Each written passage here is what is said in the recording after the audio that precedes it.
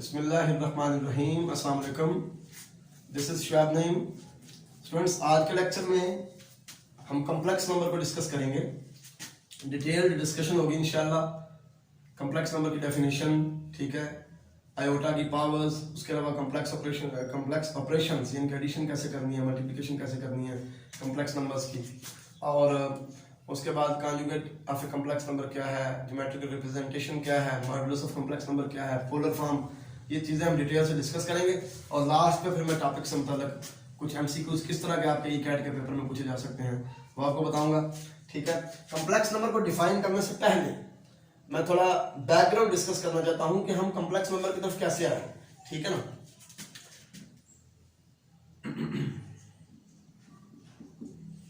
Research के दौरान या कैलकुलेशन के दौरान इस तरह की इक्वेशन अपीयर हुई मैथमेटिशियंस के सामने, x के इक्वल टू -1 या x के इक्वल टू -4, तो वो परेशान हो गए। उन्होंने सोचा कि भाई ऐसा तो कोई रियल नंबर एग्जिस्ट ही नहीं करता कि जिसका स्क्वायर नेगेटिव हो, ठीक है। तो फिर उन्होंने अपनी आसानी के लिए सपोज कर लिया कि आयोटा एक ऐसा नंबर है, सिंबल के तौर पर यूज किया, इसकी सिंबल का नाम आयोटा रखा कि ये एक ऐसा नंबर है कि जिसका स्क्वायर -1 के इक्वल है, ठीक हो गया। यानी कि आयोटा जो है ये -1 का स्क्वायर रूट है। ये आयोटा के बारे में थोड़ा सा बताना जरूरी इसलिए था क्योंकि कॉम्प्लेक्स नंबर में आयोटा आता है और आयोटा आपको पता होना चाहिए कि ये क्या चीज है, ठीक हो गया। अब कॉम्प्लेक्स नंबर की डेफिनेशन क्या है?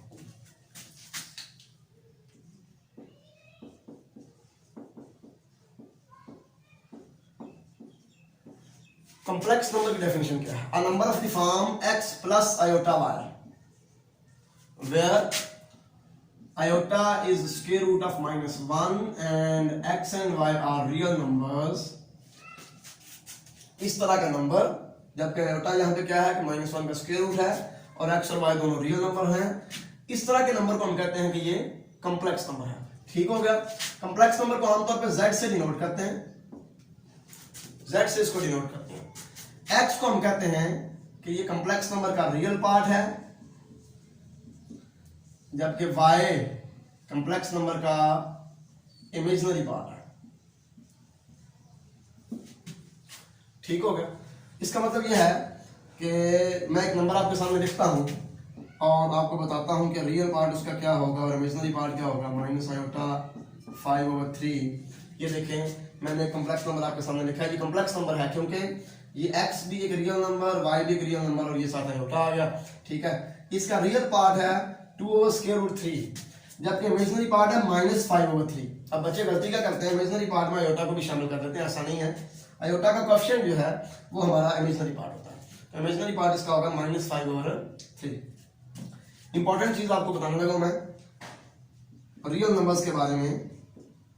Every real number is a complex number with 0 as its imaginary part. हर रियल नंबर भी कॉम्प्लेक्स नंबर होता है, लेकिन होता क्या है कि उसका इमेजिनरी पार्ट 0 होता है, ठीक हो गया। मसलन आप सोच रहे होंगे सर ये कैसे होगा। मसलन फर्ज करें कि हमारे पास एक रियल नंबर है जी 5, ठीक है।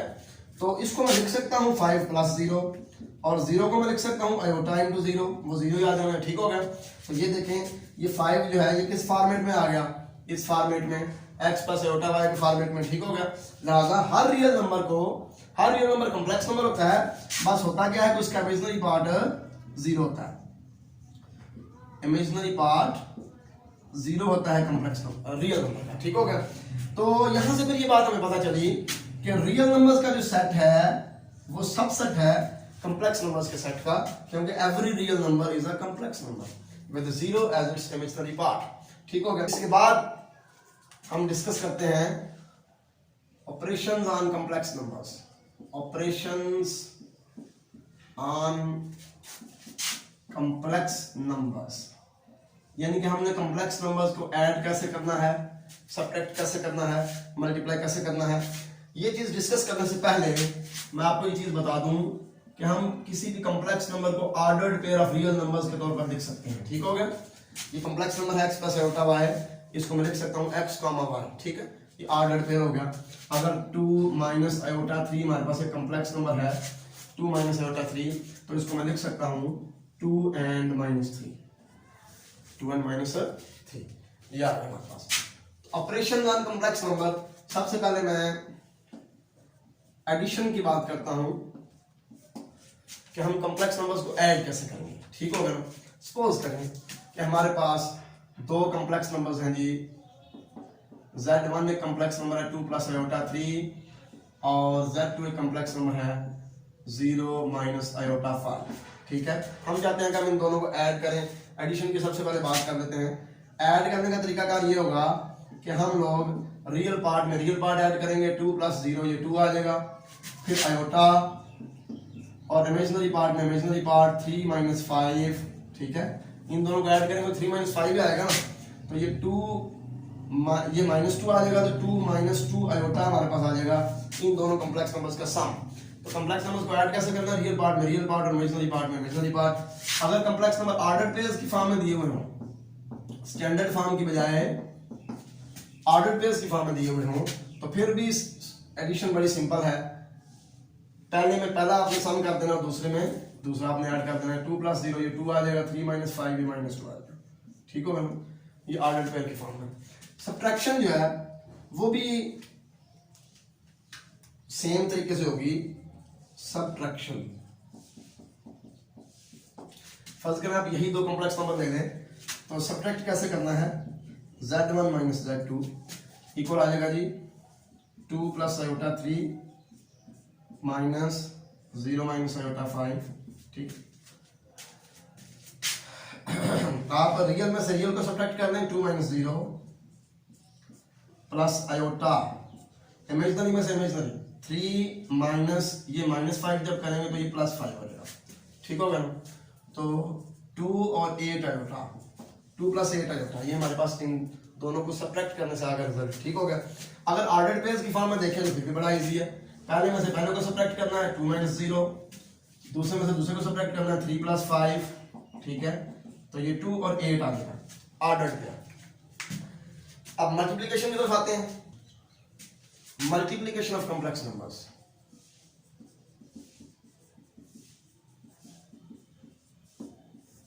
ठीक है, तो मल्टीप्लिकेशन फर्स्ट करेंगे। हमारे पास एक complex number a plus iota b है और एक c प्लस आयोटा d है, c प्लस आयोटा d।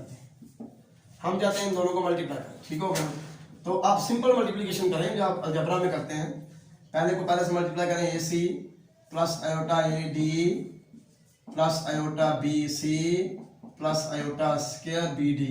ठीक है, आयोटा स्क्वायर -1 होता है, तो AC माइनस BD आ जाएगा आपके पास, AC माइनस BD। ठीक है, और इन दोनों में से आयोटा कॉमन निकालें, AD प्लस BC। इस तरह हमने मल्टीप्लिकेशन सिंपल है। बस आपने एंड पे इमेजिनरी पार्ट यानी कि आयोटा वाला अलग कर देना है और रियल पार्ट अलग कर देना है। ठीक है, हाँ कई दफा पूछा जाता है पेपर में कि बताएं जी MCQs में कि इन दोनों का प्रोडक्ट क्या होगा, डायरेक्ट बताएं बगैर जो है ना वो इतना लंबा प्रोसीजर की है। ठीक है, याद रखना बड़ा आसान है। आप इसको रियल पार्ट से मल्टीप्लाई करें। ठीक है, इमेजिनरी को इमेजिनरी से करें और दरमियान में नेगेटिव साइन लगा दें। ठीक हो गया, ये रियल पार्ट हो जाएगा प्रोडक्ट का। और जो इमेजिनरी पार्ट है वो होगा जी रियल को इमेजिनरी से मल्टीप्लाई करें। ठीक है, और इमेजिनरी को रियल से, इन दोनों को सम कर दें। ठीक हो गया, ये हमारा हो जाएगा जो है ना आपके पास आ जाएगा प्रोडक्ट, दोनों जो कॉम्प्लेक्स नंबर्स का प्रोडक्ट। ये देखें यही चीज है, AC minus BD AD plus BC। ठीक हो गया। अब मैं जरा एक एग्जांपल देकर समझाता हूँ। फर्ज करें 2 and 3 5 and 1 ये कॉम्प्लेक्स नंबर है हमारे पास, इनको हमें मल्टीप्लाई करना है। तरीकाकार क्या होगा, पहले आपने रियल को रियल से मल्टीप्लाई करना है, 2 into 5 10 आ जाएगा, फिर नेगेटिव साइन लगाना है। ठीक है, और इमेजिनरी को इमेजिनरी से मल्टीप्लाई करना है, ये आ जाएगा 3।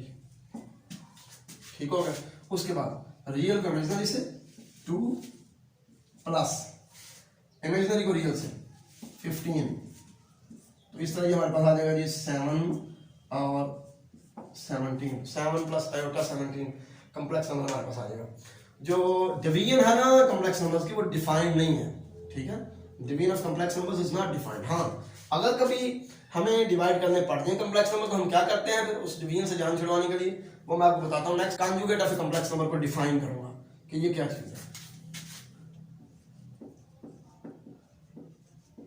Conjugate of A complex number. Conjugate of a complex number z equal to x plus iota y is denoted by z bar and is defined as x minus iota y. ठीक हो गया? यानी कि एक कम्प्लेक्स नंबर का अगर हमने conjugate लेना है तो करना हमने सिर्फ क्या है, हमने ये करना है कि उसके इमेजिनरी पार्ट का साइन चेंज कर देना, बस और कुछ नहीं करना। ठीक है, x प्लस आयोटा y का conjugate x minus iota y, x minus iota y का conjugate x plus iota y। यानी कि सपोज कर हमें कहा जाए कि -2 + 3 आयोटा का आप कॉन्जुगेट लें, ठीक है, तो हम क्या करेंगे जी, -2 - 3 आयोटा लिख देंगे। ठीक हो गया? सिर्फ आयोटा वाले टर्म का हमने साइन चेंज करना और कोई चेंज नहीं करनी। अब कॉन्जुगेट की कुछ प्रॉपर्टीज हैं, ठीक है, लेकिन उन प्रॉपर्टीज से पहले मैं चाहता हूँ कि डिवीजन जो मैंने थोड़ा लेट किया था, डिवीजन के बारे में डिस्कस करना कि कम्प्लेक्स नंबर्स की डिवीजन का मसला फिर कैसे हल करें। ठीक है, वो मैं आपको बता देता हूँ। फर्ज करें कि हमारे पास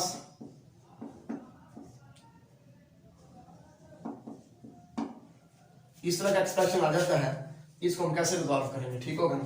हमने ऐसा करना, जब भी आ जाए दो कम्प्लेक्स नंबर्स डिवाइड हो रहे हैं तो आपने करना क्या है, आपने ये नीचे वाले कम्प्लेक्स नंबर का कॉन्जुगेट लेके मल्टीप्लाई और डिवाइड करना है। ठीक है, नीचे वाले कम्प्लेक्स नंबर का कॉन्जुगेट लेके मल्टीप्लाई और डिवाइड करने के बाद में सिंपलीफाई कर देना।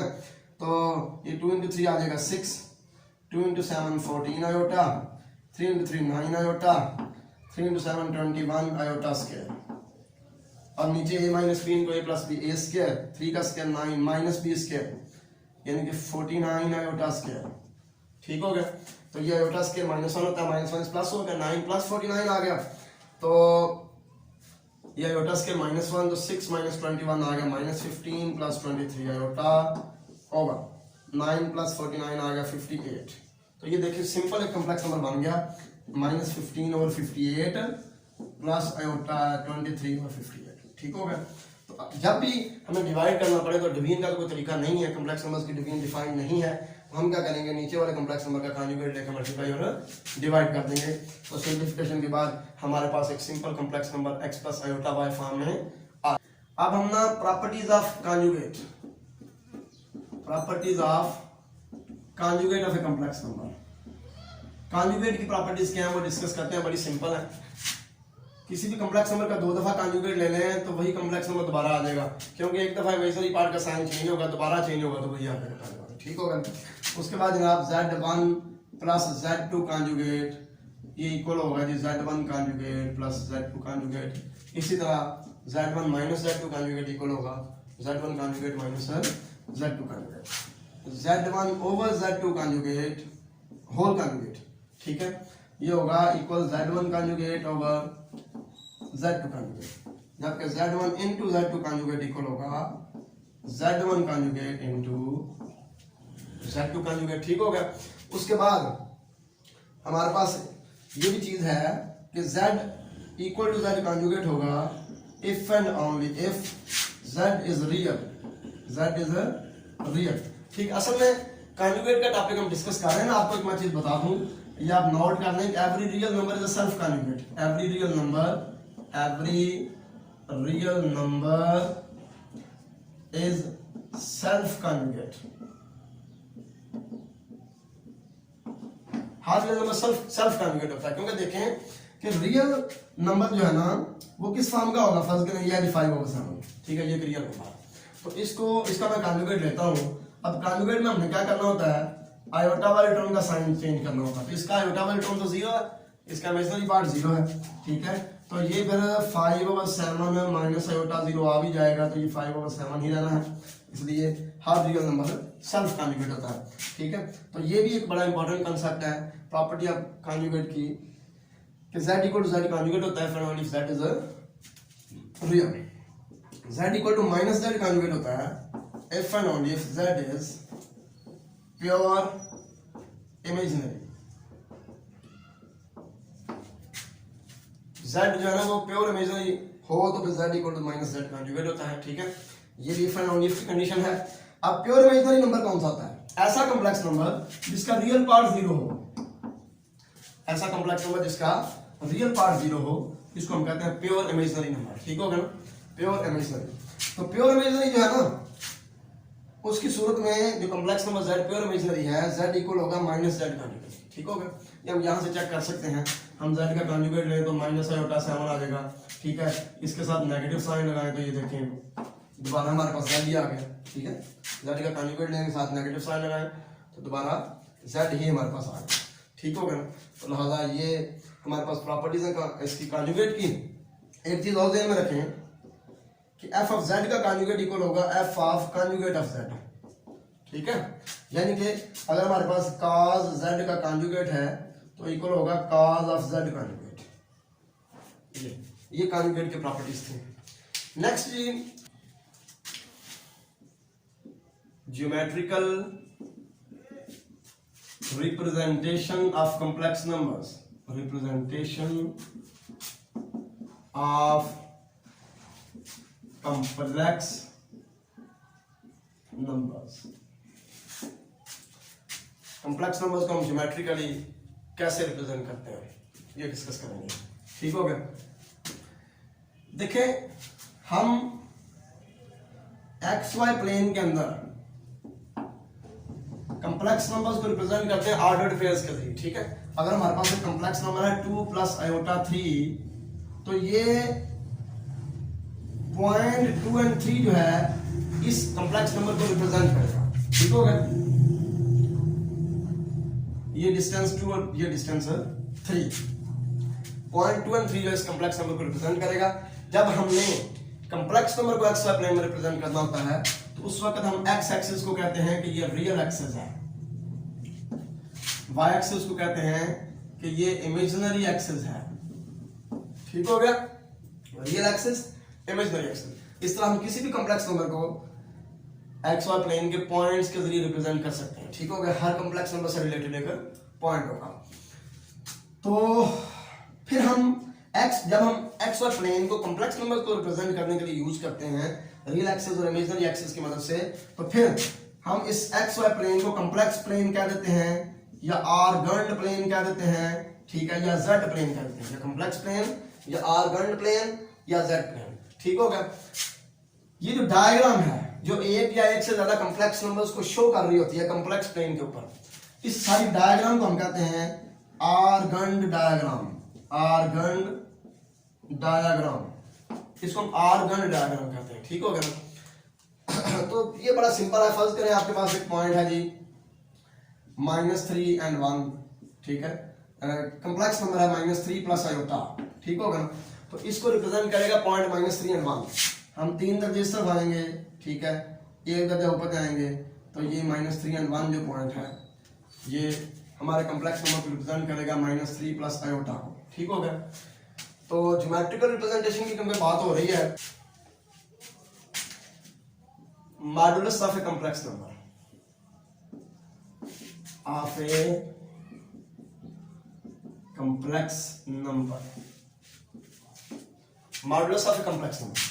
देखिए जी, अगर हमारे पास z एक कॉम्प्लेक्स नंबर है x प्लस आयोटा y, ठीक होगा ना, तो उसका मॉडुलस को हम z मॉड से रिप्रेजेंट करते हैं और ये इस तरह डिफाइंड है, रियल पार्ट का स्क्वायर प्लस इमेजिनरी पार्ट का स्क्वायर और इस सारे का स्क्वायर। ठीक होगा ना, ये है जी मॉडुलस कॉम्प्लेक्स नंबर का। ठीक है, और हम फर्ज करें हमारे पास एक कॉम्प्लेक्स नंबर है -2 प्लस आयोटा 7।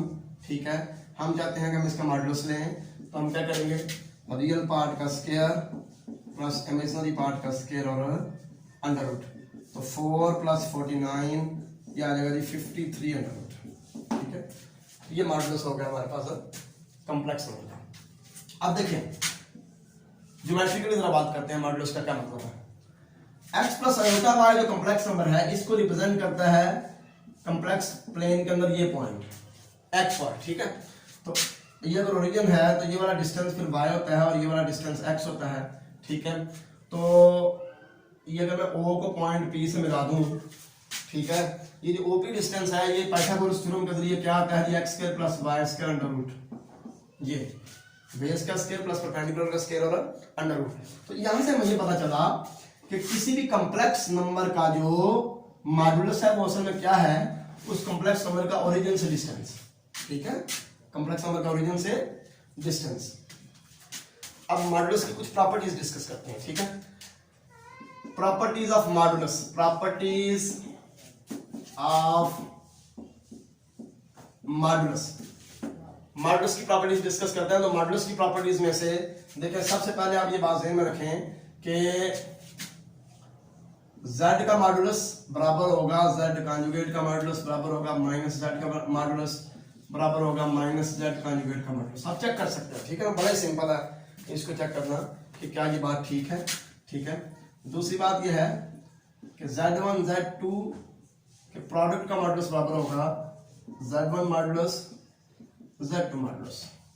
ठीक है, तीसरी बात z1 ओवर z2 का मॉडुलस बराबर होगा z1 mod over z2 mod. ठीक है, एक और चीज आप ध्यान में रखें कि z इंटू z कॉन्जुगेट, किसी भी कॉम्प्लेक्स नंबर को उसके कॉन्जुगेट से मल्टीप्लाई करते हैं वो इक्वल होगा z मॉड का स्क्वायर, z मॉड का स्क्वायर। ठीक है, उसके बाद ये है जी कि z1 plus z2 whole modulus lesser equal होगा z1 modulus plus z2 modulus. ठीक है, और छठी प्रॉपर्टी है इसकी कि z1 minus z2 conjugate greater और इक्वल होगा z1 conjugate minus z2 conjugate. ठीक है, एक और चीज भी है, दो चीजें बल्कि कि किसी भी कॉम्प्लेक्स नंबर का जो रियल पार्ट है, ठीक है, वो lesser equal to z mod होगा ग्रेटर और equal to negative of z mod.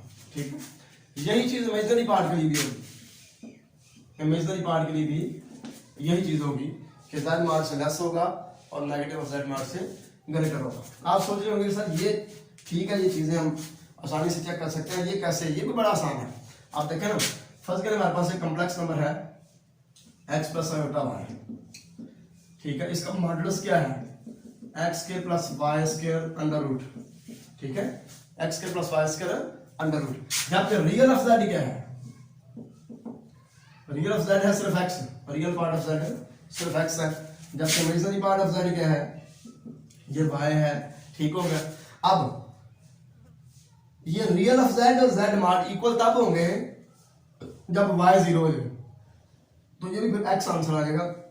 और रियल और z इक्वल होंगे, वरना अगर y 0 नहीं कुछ और है तो फिर सारी बात है इसकी वैल्यू बड़ी होगी उसकी वैल्यू छोटी होगी।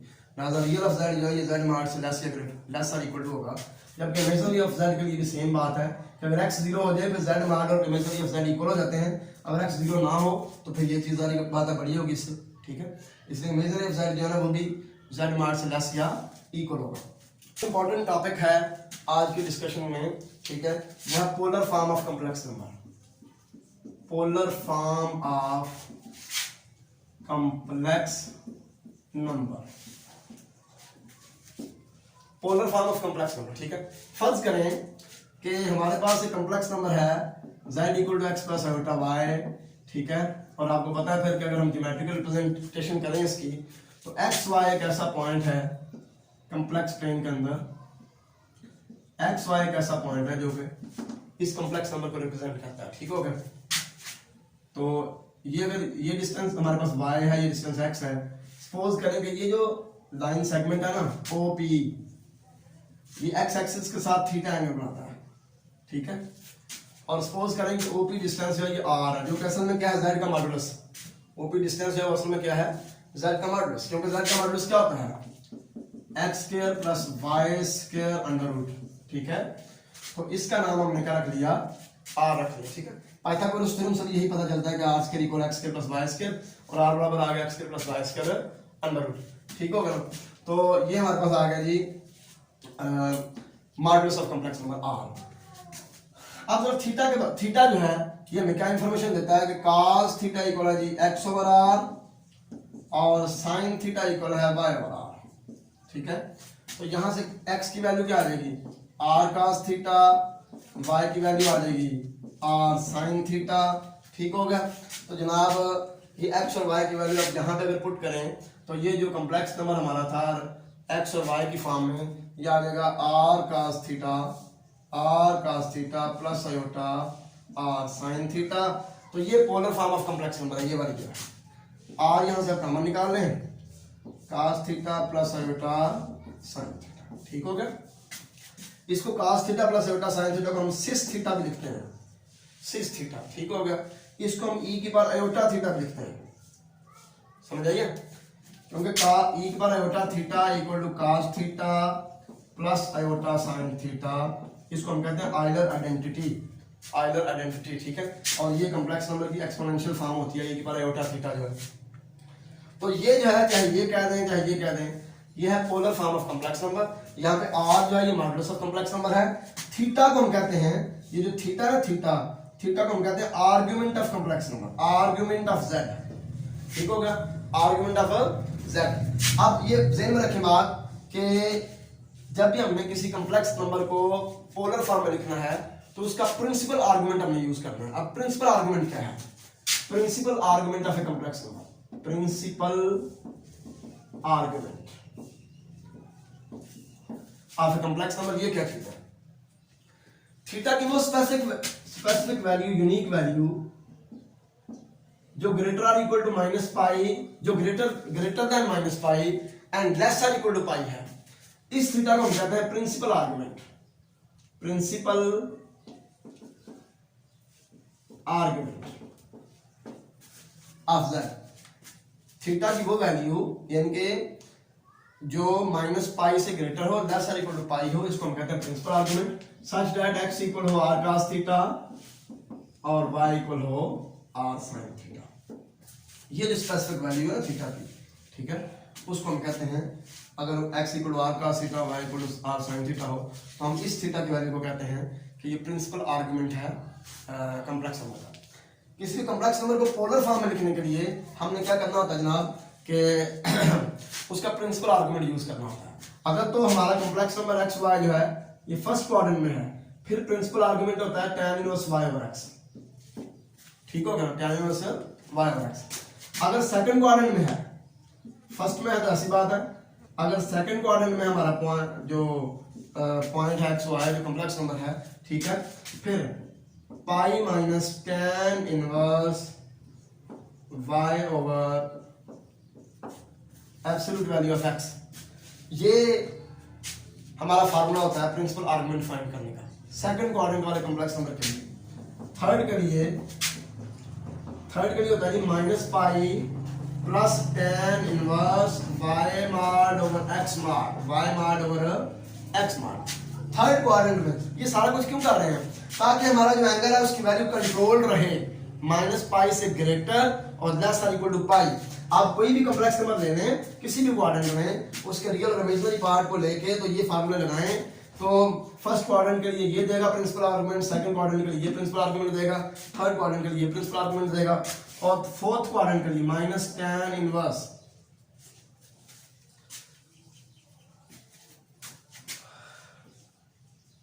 y mod ओवर x, ठीक है, ये फोर्थ क्वाड्रेंट के लिए प्रिंसिपल आर्गुमेंट देगा।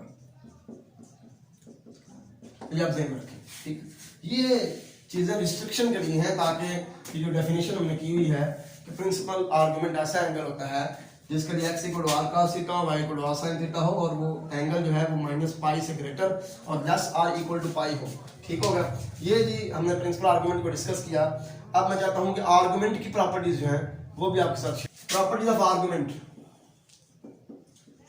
प्रॉपर्टीज ऑफ आर्गुमेंट, आर्गुमेंट की प्रॉपर्टीज क्या है? सबसे पहली प्रॉपर्टी है argument of product of z1 and z2, दो कॉम्प्लेक्स नंबर्स के प्रोडक्ट का आर्गुमेंट जो है वो इक्वल होगा argument of z1 plus argument of z2, ठीक हो गया। ये आप दो कॉम्प्लेक्स नंबर्स को पोलर फॉर्म में लेकर मल्टीप्लाई करके देख भी सकते हैं। तो 10th चैप्टर आपका फर्स्ट ईयर का, उसकी आइडेंटिटीज यूज होंगी, फार्मूला यूज होंगे और आपको कंफर्म हो जाएगा।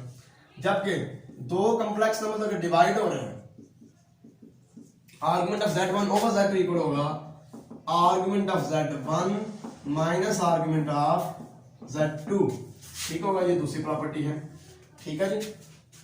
तीसरी प्रॉपर्टी ये है आर्गुमेंट की कि आर्गुमेंट ऑफ z बार यानी कि z के कॉन्जुगेट का आर्गुमेंट इक्वल है minus argument of z, minus argument of z।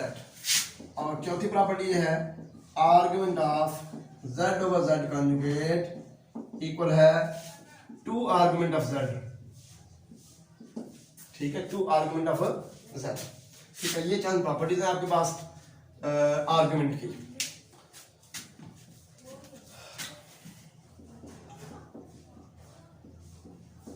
D मोवरेज theorem, D मोवरेज theorem ये क्या है? ये थ्योरम ये स्टेट करता है कि for r n belonging to z, ठीक है, अगर n जो है, अगर कोई भी इंटीजर है तो cos theta plus iota sine theta की पावर n जो है ये इक्वल होगा जी cos n theta plus iota sign n theta. ठीक है, कोई सा भी इंटीजर n अगर हमारे पास मौजूद है तो cos theta plus iota sine theta की पावर n जो है इक्वल होगा cos n theta plus iota sign n theta. ये डी मोवरेज थ्योरम है। ठीक होगा ना? फर्ज करें कि cos theta plus iota sine theta की पावर -3 है, तो इस थ्योरम के मुताबिक हम इसको क्या लिख सकते हैं? cos of -3 theta plus iota sine of -3 theta. ठीक हो गया? तो ये आ जाएगा फिर cos 3 थीटा, क्योंकि cos जो इवन फंक्शन है, नेगेटिव साइन खत्म हो जाएगा, minus iota sine of 3 theta, sine odd function है, ये नेगेटिव साइन को बाहर निकाल देगा। ये है डी मोवरेज थ्योरम। ठीक है, ये बड़ा इंपॉर्टेंट है। ठीक है, इससे रिलेटेड कॉन्सेप्ट्स जो हैं वो यूज होते हैं, इसके मतलब एमसीक्यूज पूछे जा सकते हैं। ठीक हो गया? ये चीज़ आपने ध्यान में रखनी है। तो डी मोवरेज थ्योरम जो है, इसके बाद हम देखते हैं कि square root of complex number हमने किस तरह करना है। Square root of a complex number, square root of a complex number हमने किस तरह करना। तो हम क्या करेंगे, अपने कॉम्प्लेक्स नंबर को पोलर फॉर्म की शक्ल में लिख देंगे, cos theta plus iota sine theta. सबसे पहले उसको पोलर फॉर्म में लिखेंगे। ठीक है, हमने लेना है जिसका स्क्वायर रूट। तो किस तरह लेंगे जनाब? r का स्क्वायर रूट वैसे का वैसे ही आ गया, r की पावर 1/2, ये cos theta plus iota sine theta, इसकी पावर आ जाएगी 1/2। अब cos और साइन दोनों का पीरियड क्योंकि 2 होता है। ठीक हो गया ना? तो आप क्या करेंगे जनाब, इसको लिखेंगे cos of theta plus 2 pi plus iota sine of theta plus 2 पाई। ठीक है, तो ये हमारे पास आ जाएगा जी इसी चीज की, ये भी एक वैल्यू है क्योंकि cos और साइन पीरियडिक फंक्शन है, हर 2 पाई के बाद अपनी वैल्यू को रिपीट करते हैं। अब डी मोवरेज थ्योरम लगाएंगे तो ये पावर जो है ये, अच्छा मैंने यहाँ पे लिखा है बिलोंगिंग टू z, और यहाँ पे मैं रैशनल नंबर पावर ले आया हूँ। असल में रैशनल नंबर पावर के लिए भी ये चीज वैलिड है, लेकिन है क्या, अगर n एक रैशनल नंबर है p/q, तो ये बात ध्यान में रखें कि इसकी वैल्यू इसकी वैल्यूज में से ही कोई एक होगी। ठीक है, इसकी वैल्यूज में से ही कोई एक होगी, ये आपने ध्यान में रखना। इसलिए मैं ये यहाँ पे रैशनल नंबर ले आया हूँ, इससे आपने परेशान नहीं होना। अब डी मोवरेज थ्योरम लगाएं तो यही 2 जो है इधर आ जाएगा। ठीक है, इधर हम k के वैल्यूज पुट करें, जितने मर्जी स्क्वायर रूट निकाल लें, k के वैल्यू 0 पुट करें, इसका x स्क्वायर रूट आएगा, 1 पुट करें दूसरा स्क्वायर रूट आएगा, 2 पुट करें तीसरा स्क्वायर रूट आएगा। ठीक है, इस तरह हम कॉम्प्लेक्स नंबर का स्क्वायर रूट निकाल सकते हैं। nth रूट भी निकाल सकते हैं, ये 2 की जगह पे n यूज करना है आप। ठीक है, nth रूट आ जाएगा, कोई भी रूट हम जो है ना पोलर फॉर्म में लिखते तो आसानी से निकाल सकते हैं। अब जो हमारे पास है जी क्यूब रूट्स ऑफ यूनिटी, जो आपने चैप्टर 4 में पढ़े हुए हैं, cube roots of unity, cube roots of unity, ये क्या है जी? क्यूब रूट्स ऑफ यूनिटी है 1 ओमेगा और ओमेगा स्क्वायर। ओमेगा की वैल्यू क्या है? ओमेगा की वैल्यू है -1 प्लस आयोटा √3/2। ठीक है, ये ओमेगा की वैल्यू है। और ओमेगा स्क्वायर की आपके पास वैल्यू क्या है? -1 माइनस आयोटा √3/2। ठीक हो गया? तो इनमें ये जो दो आपके पास है ना रूट्स, ये कॉम्प्लेक्स रूट्स हैं। ठीक है, तो हम क्योंकि कॉम्प्लेक्स नंबर्स के बारे में पढ़ रहे हैं तो ये इंपॉर्टेंट कॉम्प्लेक्स नंबर हैं। ठीक है, जो कॉमनली सुनने को मिलते हैं, इसलिए इनके बारे में डिस्कस कर लेते हैं। एक तो ये है कि ओमेगा और ओमेगा स्क्वायर का सम जो है ये -1 होता है। ठीक हो गया, ये बात होगी। दूसरी चीज ओमेगा इनटू ओमेगा स्क्वायर का ये 1 होता है, ये आप चेक मल्टीप्लाई करके देख सकते हैं, इन दोनों को सिंपली आप मल्टीप्लाई कर सकते हैं। ठीक हो गया। तीसरी बात ये ओमेगा की कोई भी पावर हो, ओमेगा की कोई भी जो है इंटीग्रल पावर हो तो उसकी वैल्यू जो है या इसके इक्वल होगी या इसके इक्वल होगी या इसके इक्वल होगी, यानी कि तीनों क्यूब रूट्स ऑफ यूनिटी में से किसी एक की इक्वल होगी ओमेगा की कोई भी इंटीग्रल पावर। ठीक होगा।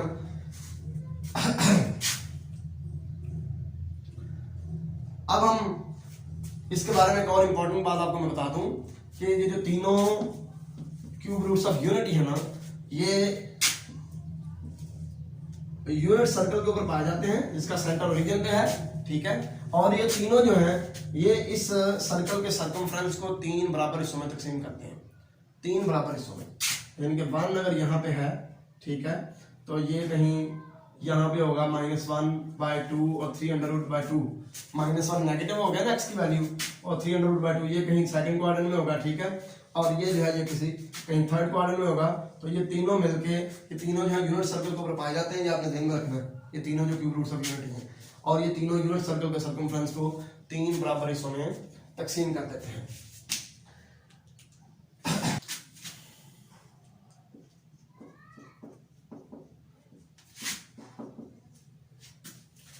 ये मैंने आपके सामने एक कॉम्प्लेक्स इक्वेशन लिखी है, यहाँ पे z जो है ये आर्बिट्ररी कॉम्प्लेक्स नंबर है, जबकि z नॉट कोई फिक्स कॉम्प्लेक्स नंबर है, कोई पॉइंट है फिक्स। ठीक है। इस तरह की जो इक्वेशन है ये हमेशा सर्कल को रिप्रेजेंट करेगी, ये आपने ज़हन में रखना बात, अगर आपको एमसीक्यू पूछा जाए इस तरह की इक्वेशन हमेशा सर्कल को रिप्रेजेंट करेगी। ठीक होगा। ये हमेशा सर्कल होगा, z का लोकस हमेशा यहाँ पे क्या होगा, सर्कल होगा, यानी कि z सर्कल पे पाया जाता है जिसका radius r, centre z not और रेडियस r। ठीक हो गया। इसी तरह इस तरह की इक्वेशन है z-z1 over z-z2 modulus equal to a constant k। ये इक्वेशन या तो लाइन को रिप्रेजेंट करती है या ये सर्कल को रिप्रेजेंट करती है। अगर k नॉट इक्वल टू 1 है तो ये इक्वेशन सर्कल की इक्वेशन होगी, नॉट इक्वल टू अगर 1 है तो। ठीक है। और अगर k इक्वल टू 1 है तो ये लाइन की इक्वेशन होगी, लाइन की। यहाँ पे z आर्बिट्ररी कॉम्प्लेक्स नंबर है और z1 z2 कोई फिक्स कॉम्प्लेक्स नंबर गिवन हो सकते हैं। ठीक होगा ना। z आर्बिट्ररी है यानी कि x और y, जबकि z1 z2 यहाँ पे फिक्स है। ठीक हो गया जी। तो अब मैं जरा चंद आपके साथ डिस्कस कर लेता हूँ एमसीक्यूज, कि एमसीक्यूज किस तरह के पूछे जा सकते हैं आज की डिस्कशन के बारे में। ठीक है। आपसे पूछा जा सकता है कि भाई x प्लस आयोटा बाय जो कॉम्प्लेक्स नंबर है इसकी पावर n है, तो आप ये बताएं कि इसका रियल पार्ट क्या होगा, रियल पार्ट। ठीक है। आपसे पूछा जाए कि इसका रियल पार्ट बताएं, ये रियल पार्ट क्या है। ऑप्शन आपके पास दिए हुए हैं तो आप परेशान हो जाएंगे, इसकी पावर n है सर हम क्या करें।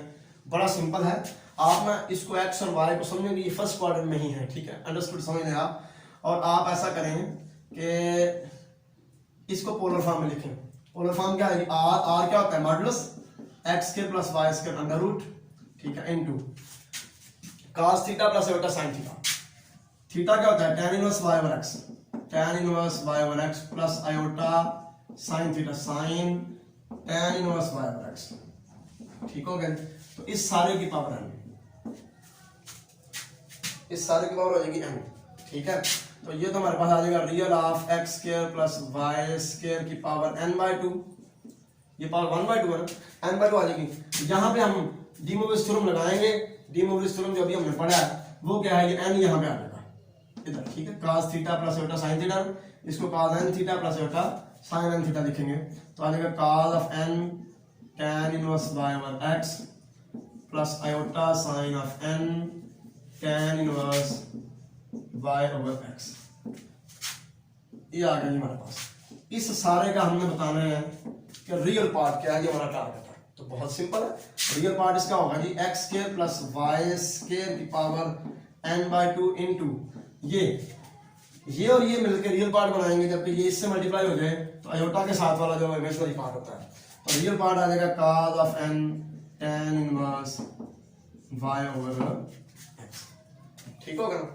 ये होगा रियल पार्ट। अगर यहाँ पे रियल की बजाय इमेजिनरी ऑफ दिस डिमांड होती है क्वेश्चन की, तो फिर कौन सा ऑप्शन हमारा आना था, x square plus y square की power n/2 into sin of n tan inverse y over x, ये आता था। ठीक है, इमेजिनरी पार्ट। तो ये आपसे ही पूछा जा सकता है कि भाई बताएं कि z माइनस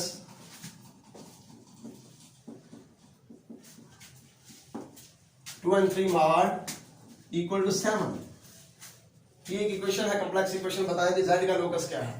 अभी थोड़ी देर पहले मैंने आपको बताया कि z minus z not mod equal to कोई कांस्टेंट अगर है, ठीक है ना, तो ये एक सर्कल की इक्वेशन है जिसका सेंटर z नॉट और रेडियस k है, ठीक होगा। तो यहाँ पे इसका सेंटर 2 and 3 और रेडियस 7 है और ये भी सर्कल की इक्वेशन है, तो z का लोकस सर्कल होगा, आप सर्कल टिक करेंगे, ठीक है।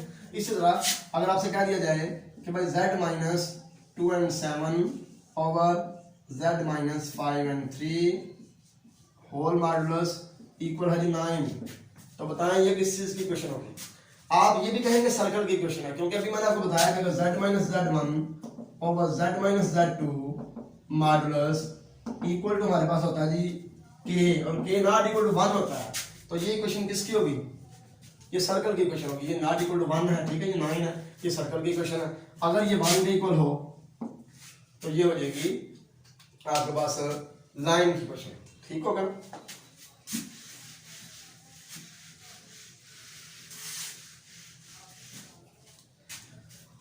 आपसे पूछा जा सकता है कि भाई एक्स वाई हमारे पास एक कॉम्प्लेक्स नंबर है जो कि थर्ड क्वाड्रेंट में है, तो बताएं इसका आर्गुमेंट क्या होगा। आर्गुमेंट, ठीक है, तो ऑप्शन आपके पास दिए होंगे। तो अभी थोड़ी देर पहले मैंने आपको बताया है कि थर्ड क्वाड्रेंट वाले कॉम्प्लेक्स नंबर का जो प्रिंसिपल आर्गुमेंट जो है वो ये होता है minus pi plus tan inverse y mod over x mod. इस तरह क्वेश्चन ज्यादातर टेक्निकल ही आते हैं एमसीक्यू जो है कैट के पेपर में, सिंपल भी आ सकते हैं लेकिन वो कम होते हैं, ठीक है।